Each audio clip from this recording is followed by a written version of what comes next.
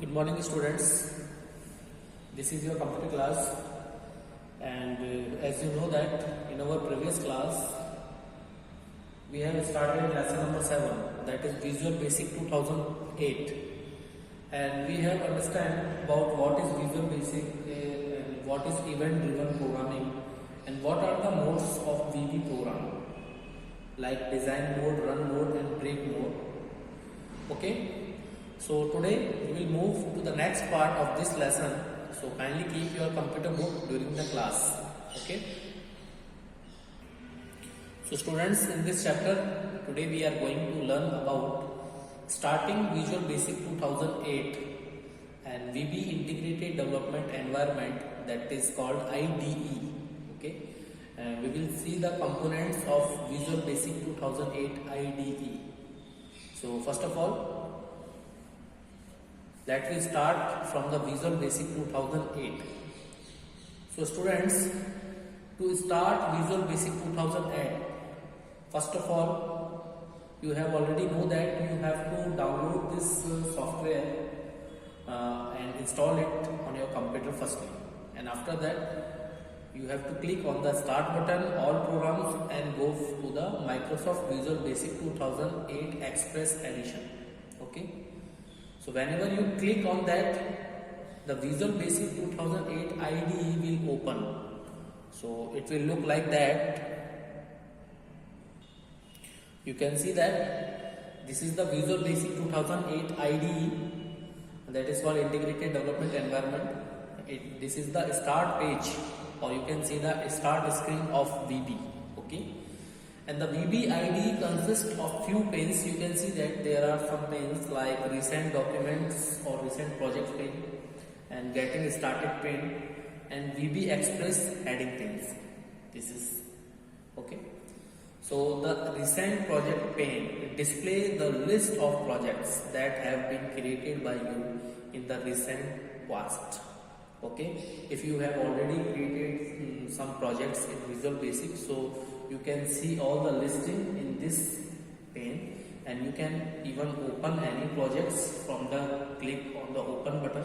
And if you want to create a new project, then you can click on the create button. There is two links available. Okay. And the getting started pane, you can see that this is the getting started pane. It provides some helpful tips to quickly develop the application. If you create your first application, then it will be helpful for you for getting started a project with the Visual Basic. So it will provide you some helpful tips for quickly development. Okay. And the VB Express headlines pane, you can see that, and it provides the latest online news, releases and updates about Visual Basic 2008 Express Edition. But students, this feature will work whenever your computer is connected to the internet, because it provides all the latest online news, and you know that online news will comes whenever your computer is connected to the internet. So it will very useful for updating about Visual Basic software. Okay. Now if you want to create a new project, then you have to click on the create link. Okay. Or you can click on the file menu. You can see that the file menu, and in this file menu you will find the new project option. In new project option, there is a dialog box that will open. So let me see what is the dialog box. So this is the dialog box that will open. So you have to choose Windows Form application.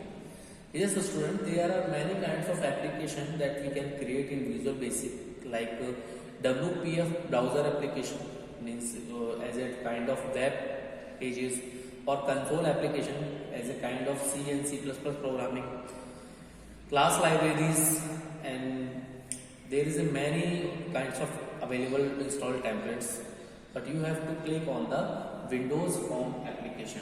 Okay. This option will come from the new project dialog box. You can see the new project dialog box. The Visual Basic IDE will display this new project dialog box as shown in the figure, and after selecting your Windows Form application, you can give any kind of name According to your choice, you can give your application name, window application name, and click on the OK button. And students, if you are not giving any name in the name box, then it will automatically takes by default name, that is Windows application 1. If you create a next application, that it will be window application 2, window application 3, and so on. Okay. So this is the new project dialog box. Now let me talk about Visual Basic IDE. So the standard Visual Basic 2008 Windows contains the menu bar, toolbar, toolboxes, and various other windows such as Solution Explorer window, From Properties windows, Code windows, etc. So this is called menu bar. You can see that there are many kinds of menus like File, Edit, View, Project, Build, Debug, Data, Tools, Test, Windows, and Help. And there is a toolbox. You can see that there are multiple types of tools that you can use into your Windows application. Okay. So Visual Basic 2010 IDE bundles this all the tools and provide us an interface where we can design, edit, compile, and execute the application on the single platform. Yes, students, this is called integrated development environment, where we can design, edit, compile, and execute the application on a single platform.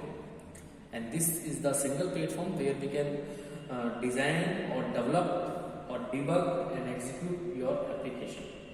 Okay. So let me talk about the component of Visual Basic 2008 IDE. You can see that there is a title bar in the blue line. In the blue color, you can see the title bar that is present on the top of the windows. This will display your name of the currently open projects. Okay, there is by default name, that is Windows application 1. If you want to give some name for your project, you can define your project name also. And there is a menu bar that will contain many menus item and sub menus. You can see that you can, whenever you click on these menus, their sub menus is already comes. Okay, and these items give access to various options which help in developing the application. So each menu will provide you multiple options that will help in developing your application. And there is a toolbar. You can see that this is the toolbox or toolbar that contains some small icons that give access to the frequently used menu items. And these icons act as a shortcut to the options available in the menu bar. So you can see the small icons. There are some options for button, for checkbox, for radio button, and there are many kinds of things. You can use this all kinds of things into your application whenever you design your application. Now there is a properties window. You can see that there is a properties window. So properties are the attributes that define the appearance and behavior of the object. Object can be anything like windows and other controls. So form have many properties such as name, font color, border style, padding, size, and text. You can see that there is a form 1. This is form 1. This is an object, and whenever you click on any object, its property will show in the properties window, just like that. So you can see any kind of properties for the selected object, and also you can edit or change these properties according to your choice. And the properties window is used to set the properties of the forms and other controls that place on the form. Okay. So students, whenever you design any kind of application in Visual Basic on it, so you will create a form or you will create a design, and whenever you use any kind of button, any kind of radio, checkbox, and any object or any control, then you can set their property by only clicking on that, and you will got all the properties in the properties window, and you can change their properties according to your choice. For example, if you want to change the background color of a button, then you can click on the button and their background properties will come in the properties. So you can change their background, their font color, font style, and anything. Okay. Okay. Next, that is code window. also this is the code window, and code window is used to write codes for any object. To write code, you have to double click on the object on the form, and this action opens the code window. You can see the code window that is for form 1. Okay, whenever you click on the form 1, whenever you double click on that, the code window will open. Okay, so you can give your code here, and this action opens your this kind of code window whenever you double click on object, and where we can write the required Visual Basic statements. Okay, and you can see that there is a load. This is called event. So whatever you write in this function, that is already defined. So this code will be executed when form is load. Okay, load is the event and form is the object. When a form will be load on the execution time of this project, then this code will be executed. So you have to write your Visual Basic code within these two lines.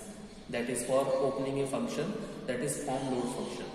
Okay, and each function will close with the and sum. Okay, so this is the coding part, and this is the designing part. Okay, so you can either design or develop your application on a single platform. That is the biggest advantage of IDE. Okay, now there is a solution explorer. You can see that this window displays a list of forms and other objects that constitutes the application. Means it will show you all the forms, all the coding part or developing designing part of the application which you have created for the project. Okay, so this list is organized in the form of branching structure like Windows Explorer. You know about the Windows Explorer, where all the files will come in a organized branching structure, that we also call it hierarchical structure. So to open any object, we can double click on its icon in the Solution Explorer window. So you can, if you want to open form1.vb, then you can double click on this form1 icon. Okay, so in this project there is only one object that is created, that is form1.vb. That is only one file. If you create many files in a project, then you can find all the file names with their icons in this Solution Explorer window, and you can double click on any file and you can open that if you want to perform some kind of editing. Okay, so this is placed on the right. There are the Solution Explorer and the properties windows. Okay, now there is a toolbox. You know that this is toolbox. As the name suggests, the toolbox contains various controls such as command, button, text box, labels. You can find all the things. If you want to include a text box, then you can include text box. Okay, like progress bar, like data list. Okay, there are many kinds of controls and tools that can be added to the forms by simply dragging and placing them at the desired location. Students, if you want to use any kind of controls from this toolbox, then you have to simply select it and drag it into your form, onto your form. Whenever you drag any kind of object and control, it will show you in the form, and you can click on that and you can set their properties, and as well as you can code for that control by double clicking on that. Okay, and there is a form window. You can see that there is a form window, and form is an interface using which a user interacts with the application. Yes students, it is very important object because it is used to interact the user with the application. Okay, it is a medium where user will interact with the application.